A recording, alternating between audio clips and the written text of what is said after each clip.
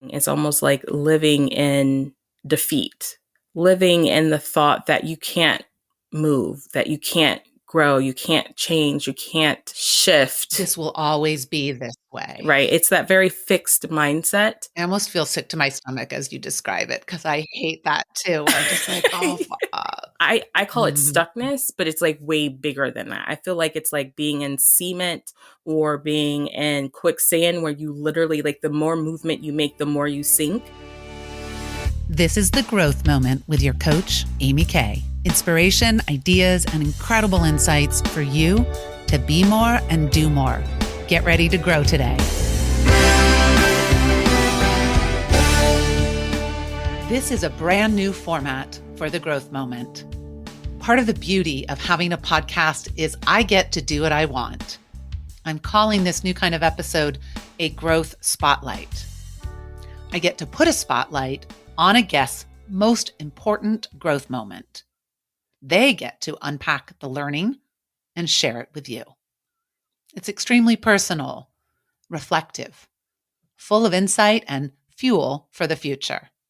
You get a chance to listen in, and as always, I will do my best to hand over questions, thoughts, and tools to help you grow. Because I want this to be all about and for you. My first growth spotlight is with Nikita Williams. Nikita is an extraordinary grower. She is a mindset business coach specializing in helping creative women with chronic illness craft a business and life without sacrificing their wellness. She also hosts a phenomenal podcast, Crafted to Thrive. Nikita walks her talk. She lives and thrives with her own chronic illness, endometriosis, and fibromyalgia. However, you don't have to live with a chronic illness to find extraordinary value in Nikita's story and her coaching. The lessons are for all of us. Nikita's story is about the powerful growth that can happen at our lowest points, the dark and difficult times, physically, emotionally, environmentally, spiritually. It's that paradox that the really tough challenges can generate phenomenal shifts. As Nikita starts to share, listen to the messages and ideas that are meant for you. Think about where you might be hitting some dark and difficult, and perhaps how you can leverage this challenge for your biggest momentum of all. I think for myself, one of the biggest shifts were probably happen at the lowest, right? Like when you realize that there's something else has to change, and it's not necessarily your physical being that has to change. It's more of a mental, spiritual thing that has to change.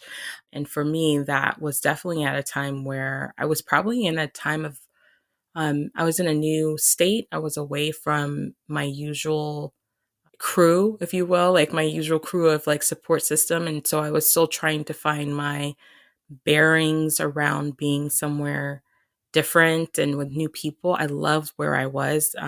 We were in Florida, St. Pete Beach area. So I was around water. So that was one of my greatest gifts of being there. But at the same time, I was away from everything I really knew, the people, my family, and my husband had a new job. So he was away from home. So there was a lot of Nikita alone time, which I wasn't really used to. Prior to moving to Florida, I had a really massively huge knee surgery. So I found myself with people who were always there. They were there, they were supporting, they knew what I needed. I didn't have to explain anything. There wasn't really a need to grow in those times because I've already had the support. So beautifully supported. Exactly. And when we moved to Florida, I had a really big surgery for myself. I live with endometriosis. So at the time we had just had, I had just had a hysterectomy, and my whole life, I say my whole life, but I've always, like, the moment I got married, I knew that it was going to be difficult if we ever were to have children. So my husband and I had always had this conversation of, hey, we would adopt. That was always our thing. We would adopt, and we were okay with that. after that surgery, there was a piece of me as a woman who was so confused. I was so confused.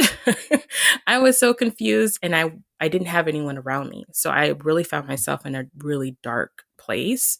Um, Depression was there. I kind of lost, like, I felt like I didn't know myself anymore. And it was a time where I had to get really vulnerable with my thoughts and my feelings of what I actually felt and what I actually was thinking. And journaling became that, like, that release for me, because I couldn't even pray in that time. It was really hard for me to pray in that time because it was just so much.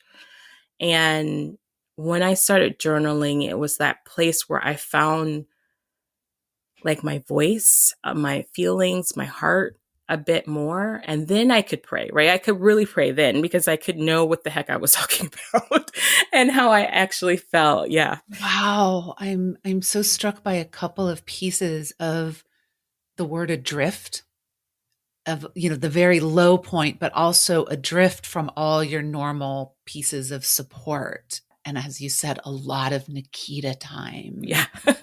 Yeah. And so it also feels like, push that low point that pushed into that type of growth. And then, and I'm super interested in the relationship of growth that comes from when we are supported, the kind of growth that can happen when we have a lot of support and belief around us.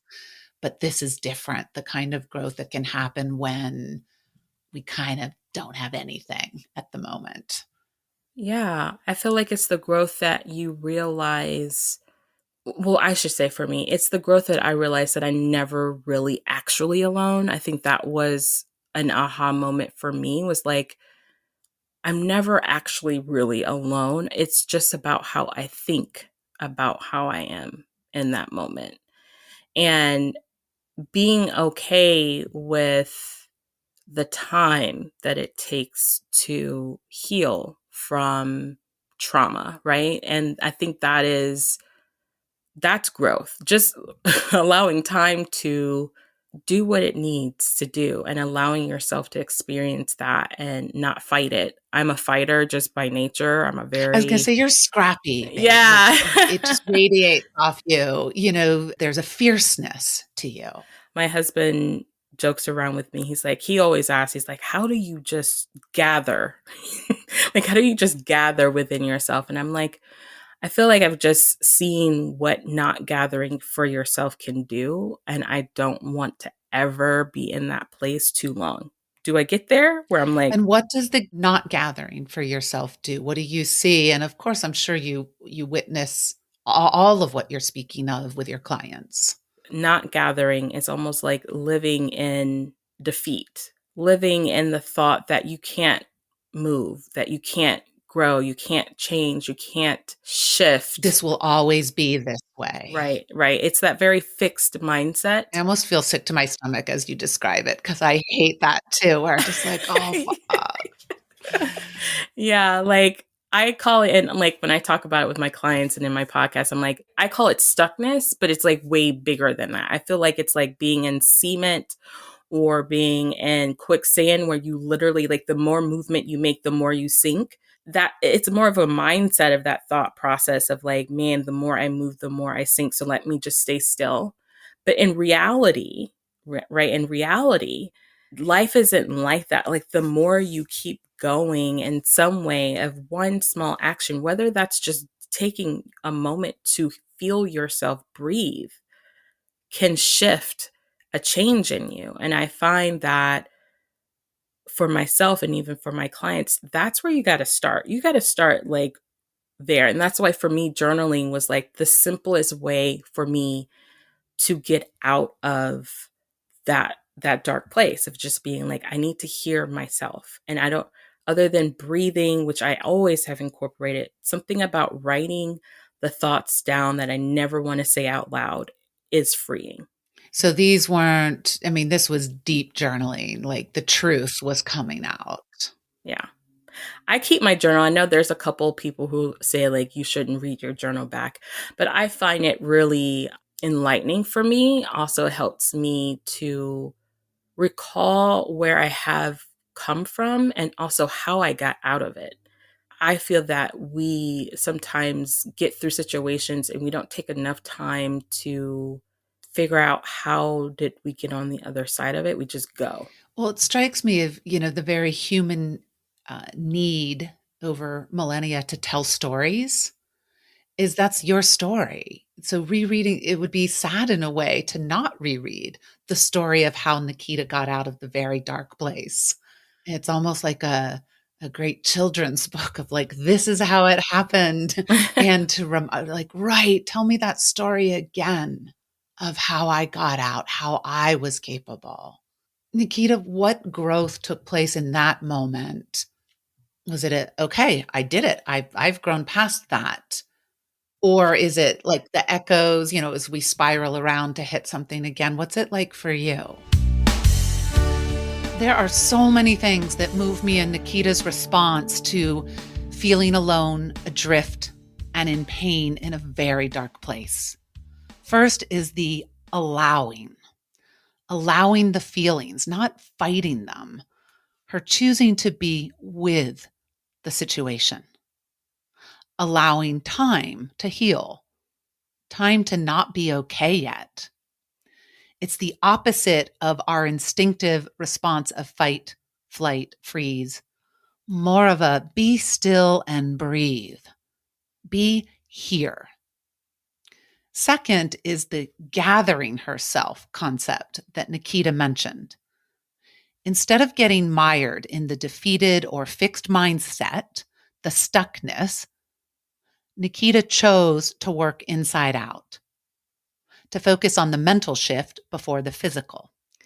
In her case, Nikita used truth journaling to actively be with her feelings, writing out what is so true, even as she said, if she never wanted to say those thoughts out loud. Thoughts like, I'm scared. I feel incredibly vulnerable and alone. I'm not sure who I am now as a woman after this surgery. Nikita put it, I needed to hear myself in order to trigger a shift. She needed to find her voice, feelings, and heart. Think about your own dark places, times, and spaces. What is your go-to? Fight, flight, or freeze? Would you like to try a little be still and breathe instead? How do you gather yourself? Not sliding into self-pity or a victim role, just truly being in the dark, breathing, listening to your feelings, leveraging your truth as a catalyst for growth. Is there a difficult time in your past that could use the spotlight? Perhaps you have some dark and difficult right now. Where might you use a bit of truth journaling? Let's go back to Nikita after I asked her to say more about how the growth and shift she experienced shows up now in her life. The fact that the really tough times, the truly vulnerable times when you feel alone can hold the potential for the biggest growth of all. Yeah, what I have found is that that period of time just morphs into something different, right? It just looks different later in life. Like, I think for me, it is, I am a highly sensitive person. As much as I'm a fighter and a fierce person, I am learning to accept being like that highly sensitive person, so much so that that growth, that moment in time, like that specific moment in time has allowed me to know when I'm about to go down that path so I don't go all the way down there. Oh, interesting. So I pay very close attention. This is something that I have grown through living with the challenges of living with chronic illness and just listening and paying attention and not being, not allowing other people's voices to crowd out my own has been crucial in my ability to grow, right? Because there are going to be a lot of people who don't believe you. There are going to be a lot of things and situations that's going to make you feel like you can't move. But intuitively, I feel like I've really gotten well at listening to where I'm at right now. And so like everyone probably during the pandemic, there was little inklings of that Nikita coming back. Like it was like, okay, we've got to really figure out what we need to do. And for me, it's so much deeper. Like it's a very deep thing I have to go into so Well, that and I've never heard someone use that term that way, a gathering of yourself. mhm, mhm, I yeah. mean, that's such a powerful statement, very evocative. I'm a giver. I'm a giver to a fault at times. And I see the world. This is something that I've talked with my therapist about. And I see the world in a very, I want to be of service to people, I want to help people.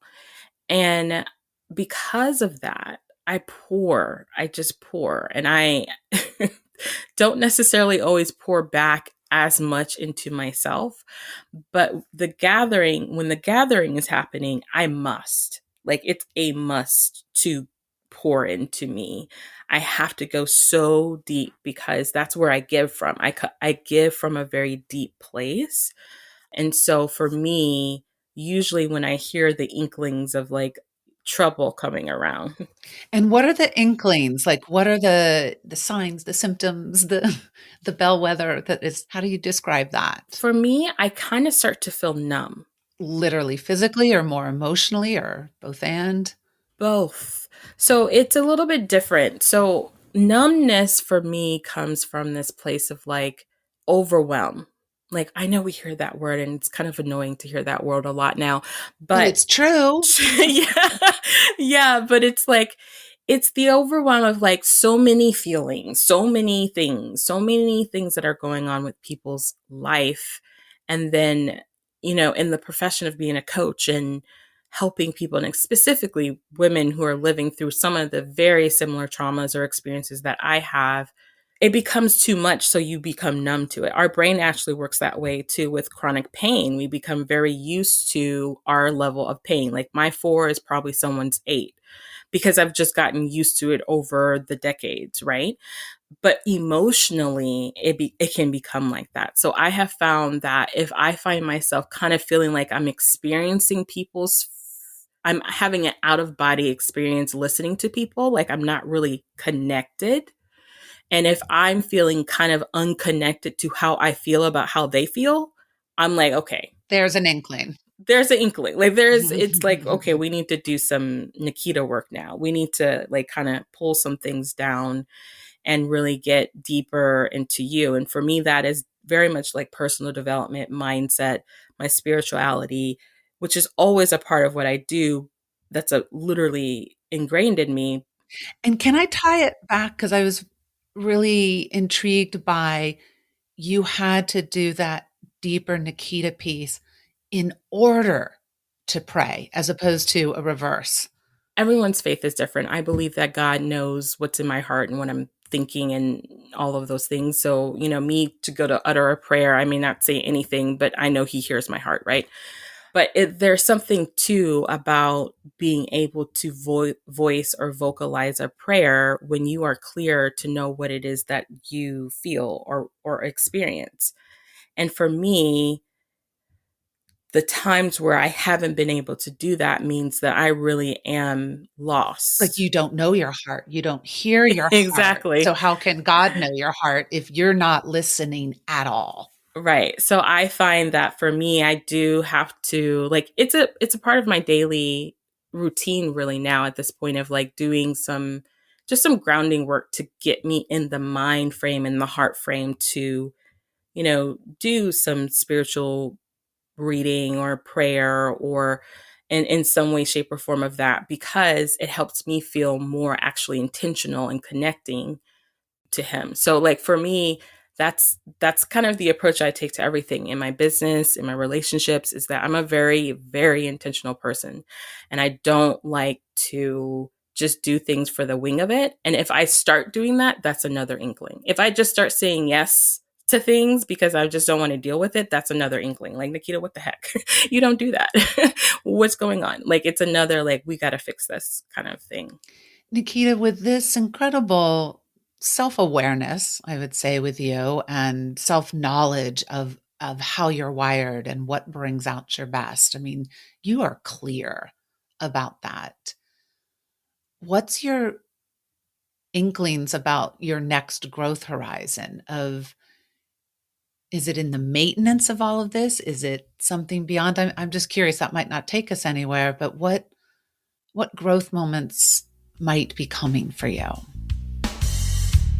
Nikita leverages the original growth moment by using it to recognize when she might go down into the dark again, to pay close attention, not allowing other people's voices to crowd out her own voice and inner knowing, to notice when she has an inkling, the numbness, the feeling of overwhelm and disconnection, when she starts to say yes to too many things.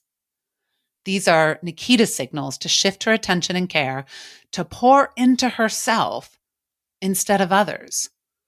Totally proactive, preventative, intentional with her mind frame and heart frame. I want you to take yourself seriously, to know yourself with no apology or need to persuade others about how you operate and what you need. What are your inklings? Are you paying close attention to yourself? How can you dial up your listening so that you know your heart and mind and can act accordingly? Check out if this is a moment to pour into you.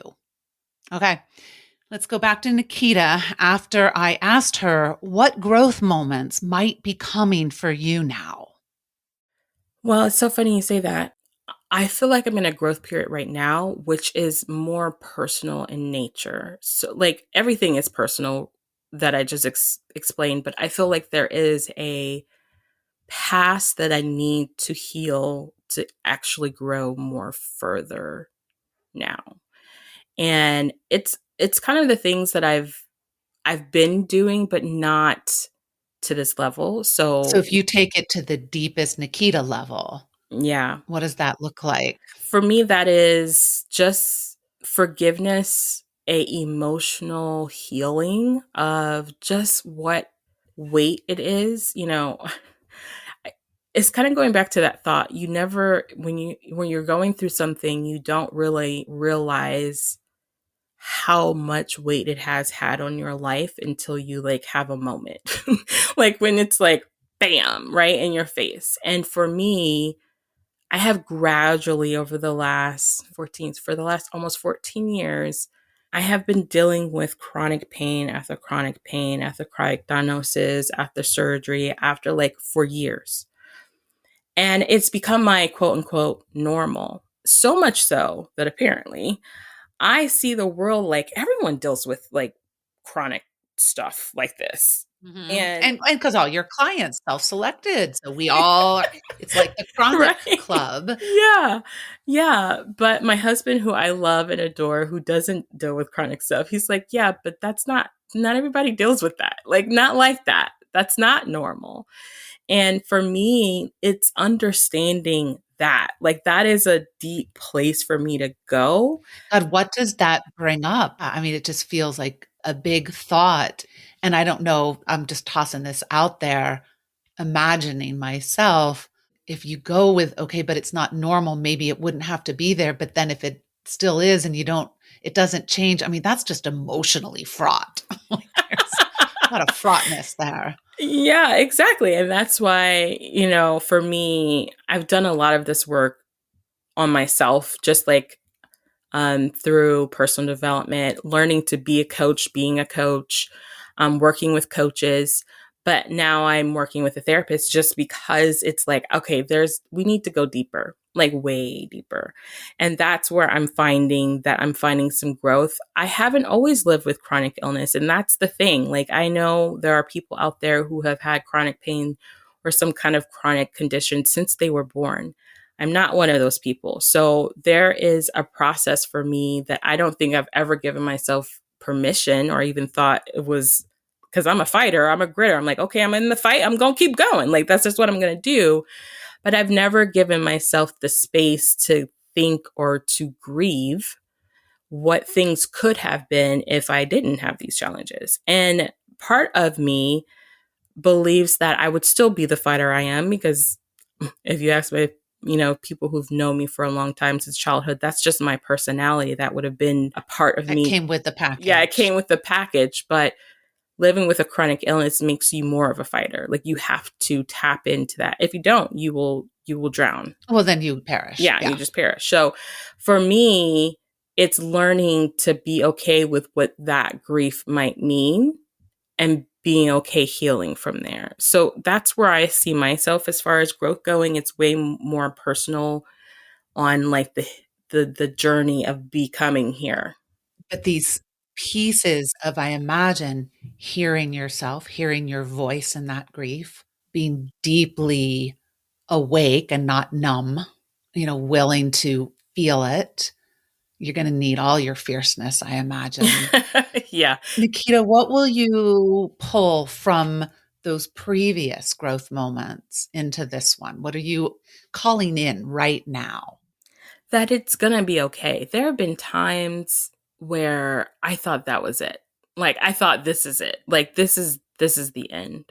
Like, and if it's not the end, let's be real. If I don't wake up tomorrow, I think I'll be okay. Like, I've had those moments, but I have seen the light come from the darkest of the dark. And so with this process of, growing, I definitely believe that it might be ugly, and it's not even it will be ugly. It will be hurtful. It will be painful, but there is light on the other side of the tunnel of that. And that's the piece that I'm looking for. Like, I try to look at things from that point of view versus like looking at like how hard it's going to be. Because if I look at how hard it's going to be, I'm not going to want to do it. I'm just not. Just not going to want to do it. But if I look at what it means on the other side, which to me means a more connected person, even more than I already am, a more aware and compassionate person, then I'm all for it. Seriously, there is so much wisdom and inspiration here. I absolutely grew in Nikita's presence and spirit. She embodies courage, faith, perseverance, and that deep intentionality.